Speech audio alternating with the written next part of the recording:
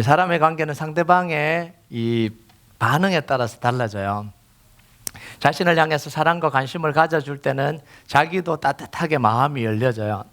그런데 상대방이 관심이 소홀해지거나 실망케 하는 일을 하거나 적대적인 행동을 하면 그 사람을 향한 마음이 닫혀버립니다. 더 이상 회복할 희망이 없다라고 생각하면 그 관계 자체를 포기해버려요. 이게 사람입니다. 그래서 살아오면서 우리가 얼마나 많은 사람들을 포기하고 버리고 돌았었습니까? 이게 우리 삶이잖아요. 근데 이게 몇 사람들에게만 일어난 일이 아니에요. 특정한 사람들에게만 일어난 일이 아니에요. 성격이 좀 급한 사람들에게만 일어난 일이 아닙니다. 굉장히 성격이 좋다고 하는 사람들도 다 이 과정을 거쳐왔어요. 이게 사람이에요. 살아오면서 단 한 번도 관계가 나빠지지 않거나 관계가 단절된 경험이 없는 사람들을 찾아볼 수가 없어요. 혹시 있으면 손을 좀 들어보세요. 아무도 없어요. 그럴 수가 없어요. 그게 인간이 아니거든요. 이건 뭐냐면 그 사람이 악하다, 그 사람이 나쁘다 이게 아니라 인간 자체가, 모든 인간이요, 이 마음이 얼마나 잘 변하는지, 얼마나 악한지, 얼마나 부패하기 쉬운지를 잘 보여주는 거예요. 여러분, 사람의 마음, 인간의 마음이라는 건 절대성이라는 게 있을 수가 없습니다. 나는 절대 안 변한다. 절대적으로 변합니다. 그래서 절대 뭐 안 한다 이런 사람은 절대 믿으면 안 돼요. 제일 무서운 사람이 뭐냐면 나는 다르다 막 이런 사람이 제일 무서운 사람이에요.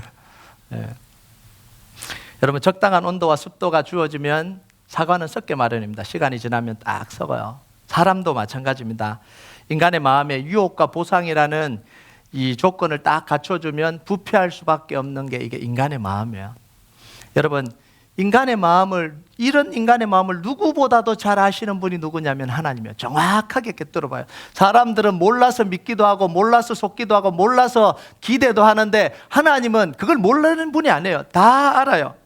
예레미야 17장 9절에 10절까지 보면 이렇게 이야기합니다. 같이 읽겠습니다. 시작. 말무보다 거짓되고 심히 부패한 것은 마음이라. 누가 능히 이를 알리오마는 나 여호와는 심장을 살피며 폐부를 시험하고 각각 그의 행위와 그의 행실대로 보응하나니. 여러분, 하나님은 인간의 마음이 얼마나 잘 변하는지, 얼마나 부패한지, 얼마나 악한지 정확하게 다 알고 계신다 이렇게 이야기합니다. 그런데 그 다음에 하는 선택은 인간하고 달라요. 인간은 포기하고 버리고 떠나버리는데 하나님은 그럼에도 불구하고 정확하게 아는데도 불구하고 오히려 품고 사랑하기로 선택합니다. 이게 인간의 선택과 하나님의 선택이 다른 거예요. 여러분, 왜 그러면 하나님은 인간의 이런 부패와 이런 더러운 것을 다 아는데도 불구하고 하나님은 다른 선택을 하시냐라는 거예요. 그게 오늘 말씀을 보면서 우리가 좀 생각해 볼 문제입니다. 9절을 보면 모세는 시내산에서 이스라엘 백성들이 십계명을 받던 때를 회상을 해요. 9절을 보면 그때에 내가 돌판들 곧 여호와께서 너희와 세우신 언약의 돌판들을 받으려고 산에 올라가서 40주 40야를 산에 머물며 떡도 먹지 아니하고 물도 마시지 아니하였더니. 여러분, 모세가 하나님께 십계명 받는 장면을 보세요. 산에 올라가서 그냥 돌판을 가지고 내려온 게 아닙니다. 40일 동안 떡도 먹지 않고 물도 마시지 않았다 이렇게 이야기합니다. 여러분, 금식을 한다는 건 자기를 정결케 하고 거룩케 하는 것을 이야기를 하는 겁니다. 모세는 하나님으로부터 십계명을 받기 위해서 장장 40일 동안 자기를 거룩하게 했습니다. 이건 모세가 하나님으로부터 십계명을 받는 이 사건이 얼마나 중요한 사건인지를 보여주는 거예요. 이런 의식을 다 치르면서 받아야 되는 중요한 일이라는 거예요. 자, 도대체 그러면 십계명이 뭐길래, 십계명을 받는 게 뭐길래 이 십계명을 받기 위해 40일간 산에 머물면서 떡도 먹지 않고 물도 마시지 않고 거룩하게 이렇게 지켜야 될 이유가 뭐냐라는 거예요. 여러분, 10절을 보면 십계명이 뭔지가 나와요. 10절 같이 한번 읽어보겠습니다. 시작. 여호와께서 두 돌판을 내게 주셨나니 그 두 돌판의 글은 하나님이 손으로 기록한 것이요 너희의 총회의 날에 여호와께서 산상불 가운데에서 너희에게 이르신 모든 말씀이니라. 여러분, 십계명을 설명하는데 이렇게 설명해요. 너희의 총회의 날에 여호와께서 산상불 가운데 너희에게 이르신 모든 말씀이다 이렇게 이야기해요. 이 총회의 날이 뭐예요? 이걸 알아야 되잖아요. 총회의 날은 뭐냐면 이스라엘 백성들을 하나님이 출애굽시켜서 가나안 땅으로 데려오고 난 뒤에 전 이스라엘 백성들을 다 모아서 언약식을 한 적이 있습니다. 그 다 모인 것을 총회라고 이야기를 해요. 그 총회의 날에 모여서 뭐 했냐면 하나님과 특별한 언약을 맺었습니다. 이스라엘 백성들과 하나님과 특별한 언약을 맺었는데 그 언약이 뭐냐면 출애굽기 19장 5절에서 6절입니다. 같이 읽겠습니다. 시작. 세계가 다 내게 속하였나니 너희가 내 말을 잘 듣고 내 언약을 지키면 너희는 모든 민족 중에서 내 소유가 되겠고 너희가 내게 대하여 제사장 나라가 되며 거룩한 백성이 되리라. 너는 이 말을 이스라엘 자손에게 전할지니라. 여러분, 노예였던 이스라엘 백성들을 노예 세방시켜서 이 시내산까지 데려왔어요. 다 모아놓고 하나님과 특별한 언약을 맺는데 뭐라고 하냐면 이제 너희는 하나님의 소유가 된다, 이렇게 이야기를 해요. 나에 대해서 제사장 나라가 되고 거룩한 백성이 될 것이다, 이렇게 이야기를 해요.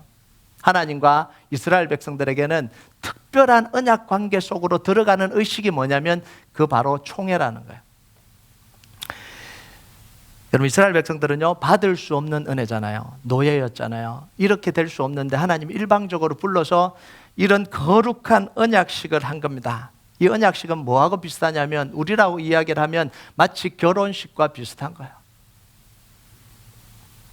결혼식에서 두 사람이 서로 약속을 지키기로 약속을 하고 평생 함께 사랑하고 살기로 서약을 합니다. 하나님과 이스라엘 백성들 사이에 이거예요. 내가 너희를 거룩한 백성 만들고 제사장 만들고 나의 소유로 만들어서 평생 너희를 사랑하고 지키고 함께 할 것이다, 이렇게 이야기를 해요.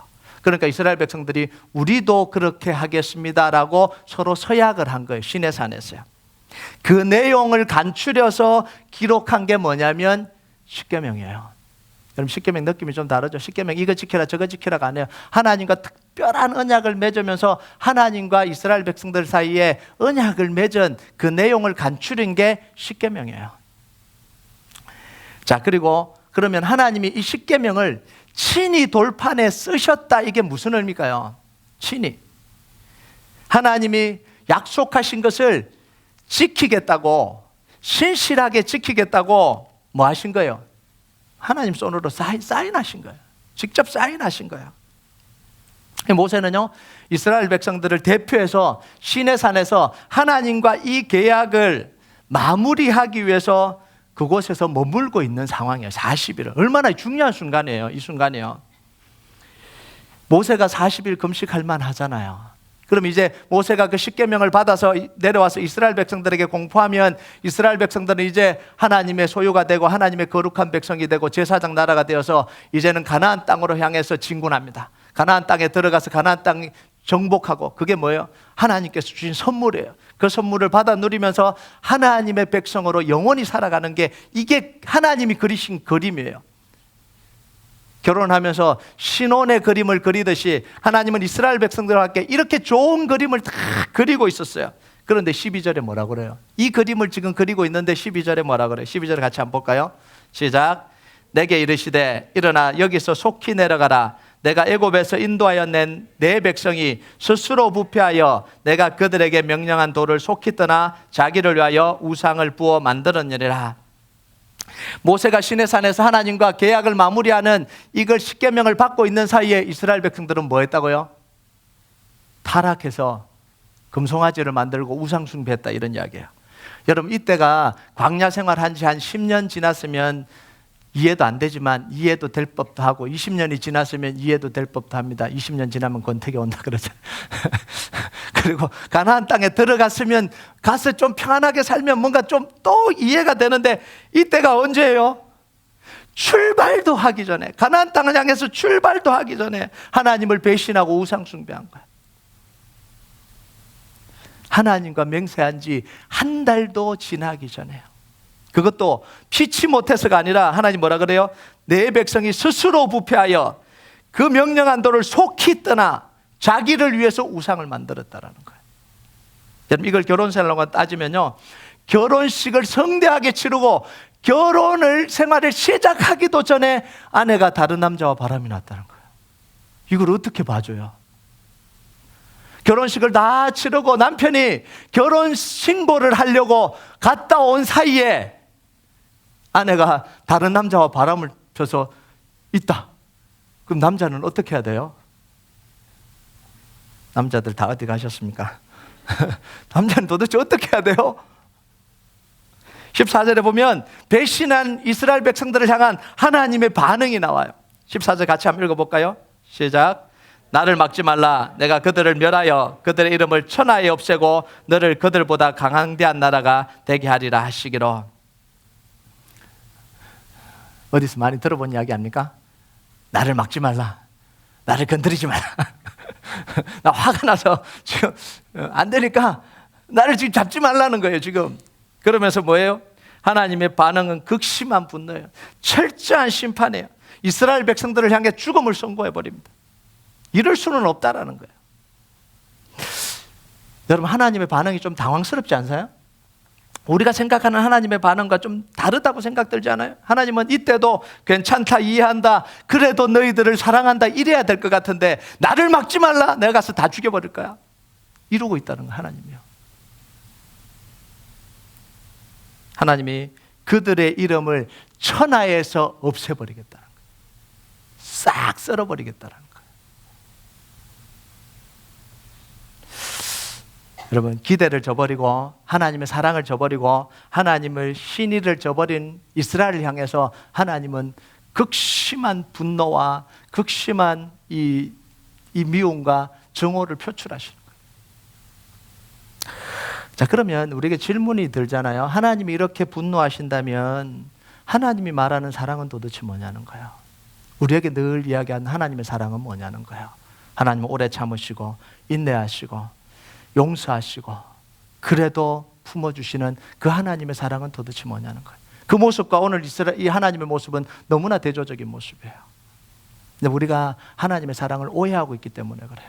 하나님의 사랑은 분노하지 않는 사랑이 아니에요. 미워하지 않는 사랑이 아니에요. 심판하지 않는 사랑이 아니에요. 하나님의 사랑은 뭐냐면 돌이키는 사랑이에요. 돌이키는 사랑. 분노와 심판과 죽음을 돌이키는 것이 하나님의 사랑이에요. 마땅히 내려야 되는데, 마땅히 분노를 쏟아야 되는데 돌이키시는 게 하나님의 사랑이에요. 바보처럼 아무 말도 하지 않는 게 하나님의 사랑이 아니에요. 분노조차도 안 하는 게 하나님의 사랑이 아니에요. 여러분 한번 보세요. 18절과 19절. 그리고 내가 전과 같이 40주 40야를 여호와 앞에 엎드려 떡도 먹지 아니하고 물도 마시지 아니하였으니 이는 너희가 여호와의 목전에 악을 행하여 그를 경노하게 하여 크게 죄를 지었습니다. 여호와께서 심히 분노하사 너희를 멸하려 하셨으므로 내가 두려워하였노라. 그러나 여호와께서 그때도 내 말을 들으셨고. 하나님은 식음을 전폐하고 하나님께 용서를 구하는 이 모세의 기도를 들으셨다는 거예요. 이게 사랑이에요. 들으셨다는 거예요. 모세가 40일 식음을 전폐하고 기도했다는 건 뭐냐면 이스라엘의 백성들이 지은 죄가 얼마나 크다라는 사실을 너무 인식하고 있는 거예요. 그러니까 그냥 기도할 수가 없는 거예요. 금식하며 기도해야 되는 거예요. 그리고 여기 보면요, 모세가 두려웠다는 건 하나님의 심판이 얼마나 무서운지를 모세는 그대로 다 느끼고 있는 거예요. 그런데 하나님의 사랑은요, 마땅히 쏟을 분노, 심판, 죽음의 선고를 돌이키는 걸로 나타나신 거예요. 모세의 기도를 듣고요.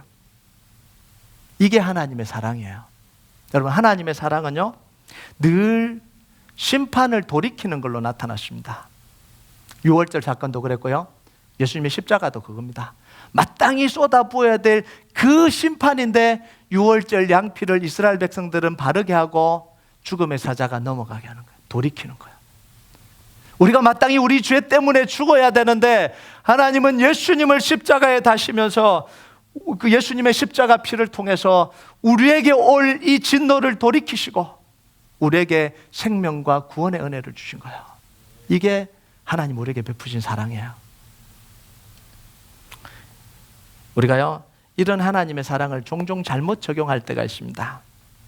하나님의 사랑은 분노도 하지 않는 사랑, 다 괜찮다고 하는 사랑, 무조건 품어주는 사랑, 그 사랑 아니에요. 마치 그렇게 해서 피해를 입은 사람들이 분노할 자격조차 없게 만들어 버리는 그런 분위기를 만드는 게 하나님의 사랑이 아니에요. 교회인데 분노도 못하게 만드는 거예요. 피해를 입었으면 분노를 해야 되잖아요. 네가 크리스찬이니까 분노하지 마. 아니, 분노가 나는데 왜 어떻게 분노를 안 해요? 해를 끼친 사람을 향해서 미워하는 마음조차 품지 못하게 죄책감 가지게 만들어버리는, 이게 하나님의 사랑을 잘못 지금 적용하고 있는 거예요. 그래서 마치 피해를 당해서 분노하고 있으면 크리스찬이 아닌 것처럼, 피해를 당해서 막 정오심이 막 불타서 어쩔 줄 몰라서 있으면 크리스찬이 아닌 것처럼요. 아니에요. 그리스도인의 사랑은요, 아무런 감정 없는 그런 용서가 아니에요. 마치 오늘날 지금 교회는요, 이 그리스도인들을 아무런 감정 없는 사람처럼 만들어 버리려고 하고 있는 거예요. 맞아서 아프고, 아파서 화가 나면 화내면 때린 사람보다 맞은 사람을 더 정죄하려고 하는 이 분위기를 만들어가는 거예요. 오른뺨을 때리면 왼뺨도 돌려대라 그러니까 오른뺨을 때리면 웃고 왼뺨도 돌려대야 되는 것처럼, 여러분, 우리는 너무 성경을 너무 단순하게 해요.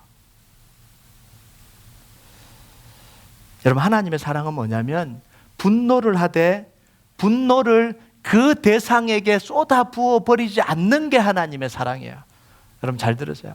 하나님은 분노하시지만 그 분노를 일으킨 대상에게 바로 쏟아 버리지 않는 게 하나님의 사랑이에요. 미워하되 그 미움으로 그 대상을 악으로 갚아버리지 않는 게 그게 사랑이에요. 하나님의 사랑은 분노가 생기지 않는 게 아니라 그 분노를 넘어가는 강력한 사랑이에요. 그 분노마저도 넘어가는 강력한 사랑이에요. 하나님의 사랑은 멸망과 저주를 넘어가는 강력한 사랑이에요. 이게 하나님의 사랑이에요.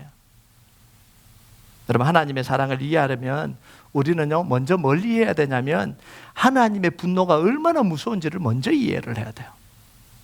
여러분, 출애굽기 15장 7절 8절 보면요, 우리 같이 한번 읽어볼까요? 시작.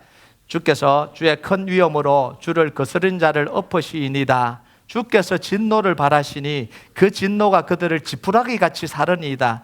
주의 콧김에 물이 쌓이되 파도가 언덕같이 일어서고 큰 물이 바다 가운데 엉기니이다. 이게 지금 출애굽할 때 하나님이 이 바로를 향해서 분노하시는 모습을 보여주시는 거예요. 하나님 분노하시니까 이게요, 지푸라기 타듯이 그냥 확 타. 하나님 한번 분노를 발하시니까 물이 쌓이고 파도가 언덕같이 쏘고요, 이스라엘 아니고 애굽의 모든 군대를 송에 수장시켜 버리는, 무서운 거예요. 하나님의 사랑은 잘못을 눈 감아주는 정도가 아닙니다. 우리는 이 정도로 하나님의 사랑을 이해하니까 하나님의 사랑 받고도 마음대로 사는 거예요. 여러분, 하나님은 이런 분노를 이기는 사랑입니다. 그냥 눈 감아주시는 게 아니라 그래, 네가 그래도 나는 아무렇지도 않아, 이런 게 아니라 속에서 분노가 끓어오르는데 그 분노를 이기면서 사랑을 하시는 분이 하나님이에요. 그러니까 우리에게 주어진 사랑이, 하나님의 사랑이 얼마나 크다는 거예요. 우리가 받은 사랑이 얼마나 크다는 거예요.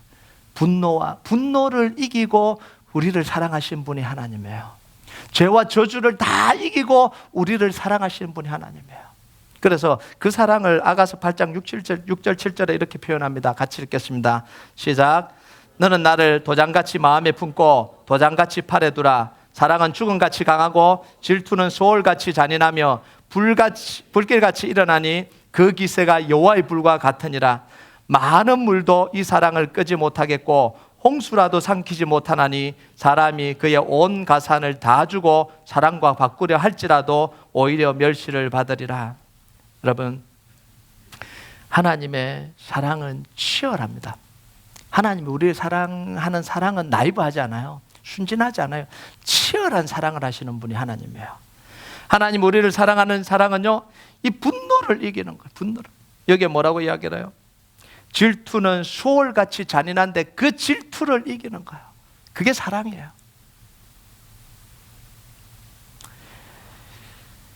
분노를 이기고 치욕을 이기고 죽음을 이겨야 되는데 이게 분노가 나서 어떻게 할 수가 없잖아요. 이 분노를 쏟아야 되는데 사람들이 분노가 생기면 분노를 쏟고 싶잖아요.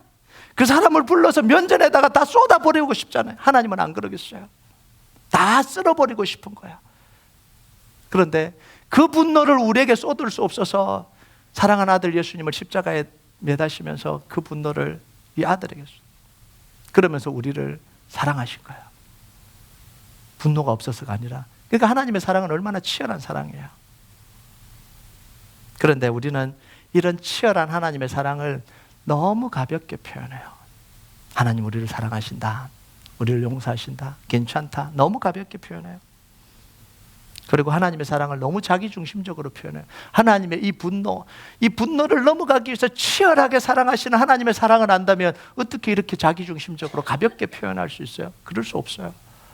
저는 복음성가를 하면서 정말 부를 때마다 아쉬운 찬양이 하나 있어요. 내 백성이 나를 떠나 돌아섰지만 내 사랑이 내 백성을 포기 못하니 내 모든 것을 내어주고 나 그들을 얻으리라. 여호와께 돌아가자. 우린 돌았어도 그는 변치 않네. 여호와께 돌아가자. 우린 넘어져도 그 사랑 영원하네.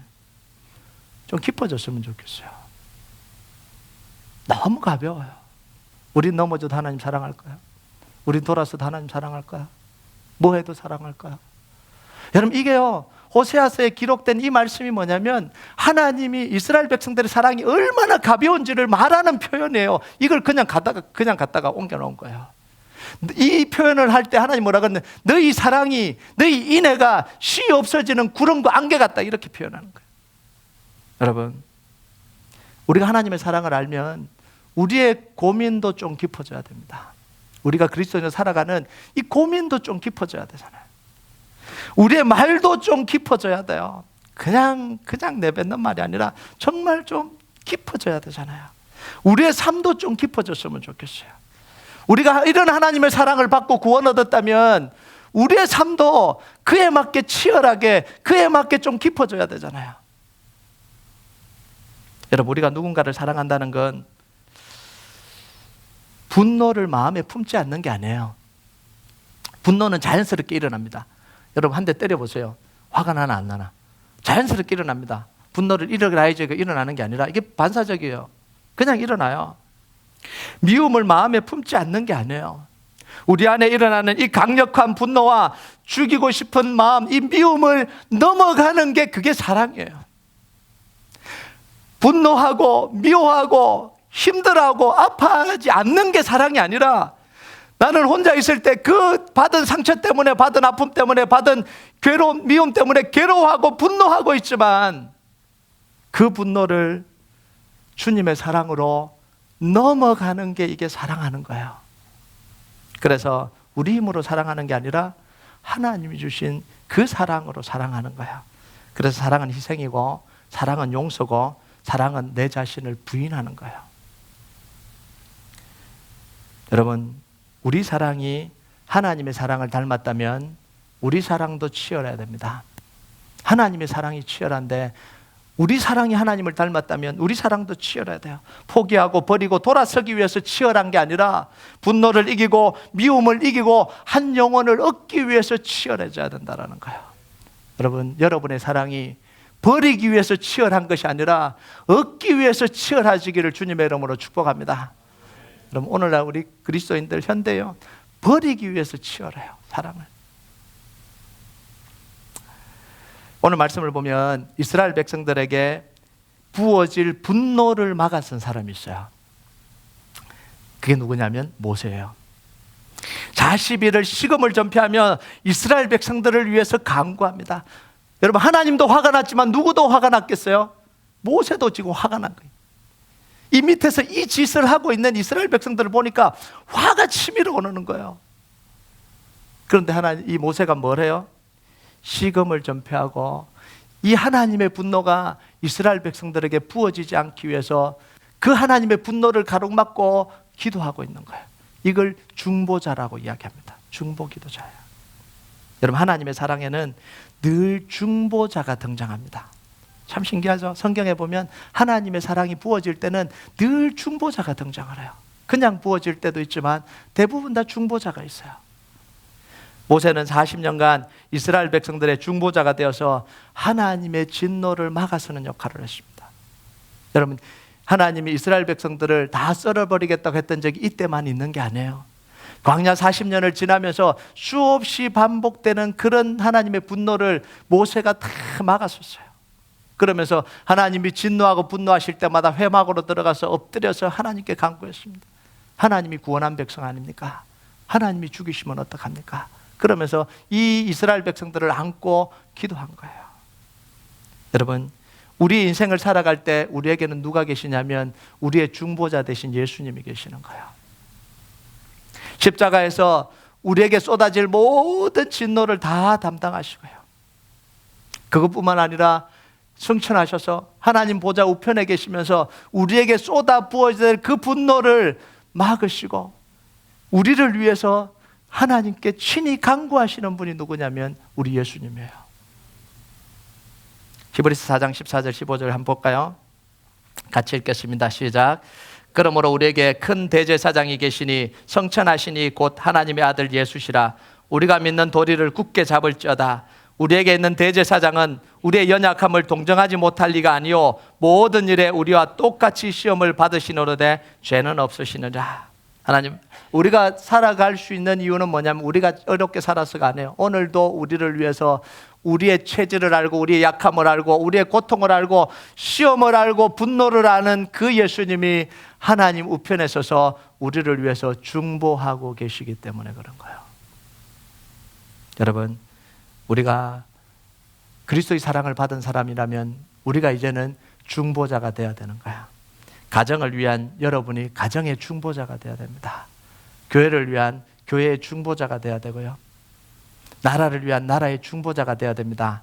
아멘 하세요. 왜 아멘을 안 하세요?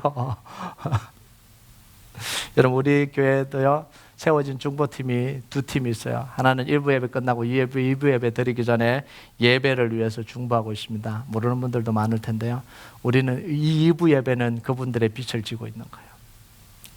빨리 와서 10시 30분부터 20분부터인가요? 예, 기도하고 있는, 이 예배를 위해서 기도하고 있는 거예요. 말씀을 위해서 기도하고 있는 거예요. 여러분, 이 중보팀에 들어올 분들은 20분까지 오세요. 예, 기도실에서 있습니다. 또 하나 목회자를 위해서 중보기도팀이 만들어졌어요. 아론과 훌 중보기도팀, ANH 기도팀인데요. 저희 목회 사역과 설교를 위해서 기도하고 있어요. 전 굉장히 큰 힘을 얻고 있습니다. 이 두 중보기도팀이요, 제가 목회 사역하는데 굉장히 큰 힘이 되고 있는 거예요. 여러분, 올해 하반기에요, 특별히 하나님의 은혜가 각 가정마다 우리 교회에서 부어지기 위해서 필요한 게 뭐냐면 바로 중보기도자들이 일어나는 거예요. 여러분, 여러분이 모세와 같이 가정을 위한 중보기도자가 되시기를 바랍니다. 그리고요, 자녀들을 위한 중보기도자가 되시고요, 남편을 위한 중보기도자가 되시고요, 교회를 위한 중보기도자가 되시고 이 나라를 위한 중보기도자가 되십시오. 남편을 보고 자녀들을 보고 가정을 보고 분노를 쏟아버리고 싶은 마음이 한두 번이 아니에요. 남편을 보고 어떻게 저렇게 사냐 이런 막 화가 나는 마음이 한두 번이 아니에요. 아내를 보면서 그런 마음이 들잖아요. 자녀들을 보면서 그런 마음이 들잖아요. 그때 우리가 해야 되는 건 뭐냐면 분노를 쏟아버리는 게 아니라 모세의 마음을 가지고 그 남편을 위해서 중보하고 자녀를 위해서 중보하고 가정을 위해서 중보할 때에 하나님의 역사가 부어지는 거예요. 여러분, 이 가을에 정말 여러분의 가정에 여러분의 기도를 통해서 하나님의 은혜가 부어지길 주님의 이름으로 축복합니다. 우리 마지막으로 한 가지 봐야 되는 게 뭐냐면 인간이 어떠함을 다 아시고도 왜 하나님은 사랑의 끈을 놓지 않으시냐는 거예요. 확인했는데, 인간이 어떠함을 다 확인했으면 이제는 버리는 일만 남아야 되는데 왜 아니냐고요.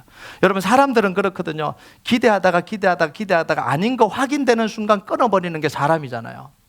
아직 확인이 안 돼서 지금 관계를 맺고 있는 거지, 이 사람은 진짜 안 되겠다고 확인되면 끊어버리는 게 사람이잖아요. 그런데 하나님은 확인을 다 하셨어요.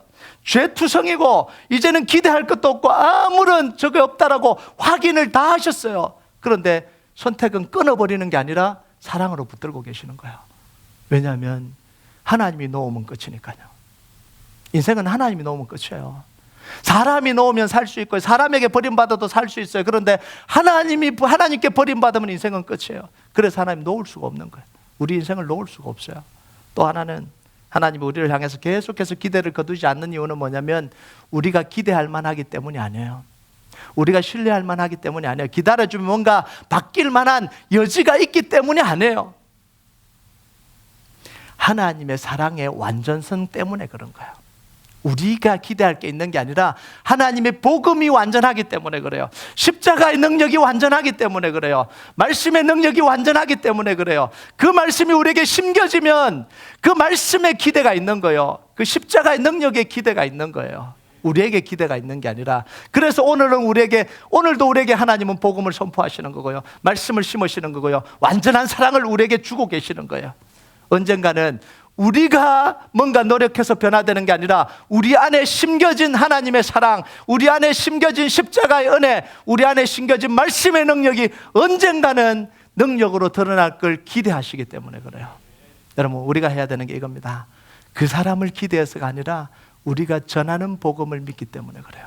우리가 전하는 십자가 사랑을 기대하기 때문에 또 우리는 사랑을 놓지 말아야 되는 거예요. 여러분, 오늘도요, 하나님이 우리에게 부어주신 이 사랑의 줄을 놓지 않고 새로운 소망 없는 곳에 소망을 심으시는 그 하나님의 그 생명을 믿고 사랑을 믿고 오늘도 살아가는 하루가 되길 주님의 이름으로 축복합니다. 우리 같이 찬양하도록 하겠습니다. 우리 찬양 하나님 앞에 좀 올려드립시다. 인간에게 기대할 수 있는 것 단 하나도 없어요. 하나님 우리를 사랑해 주신 사랑 때문에, 우리에게 흘러들어온 십자가의 보혈 때문에 우리가 살 수 있는 거예요. 이 찬양 드립시다. 거친 주의 십자가 흐르는 보혈, 강물되어 내 영혼 깨끗하게 하시고 하늘과 땅을 이으신 주님의 보혈, 내 평생의 사랑은 주의 십자가로다. 우리 찬양 하나님 앞에 같이 올려드립시다.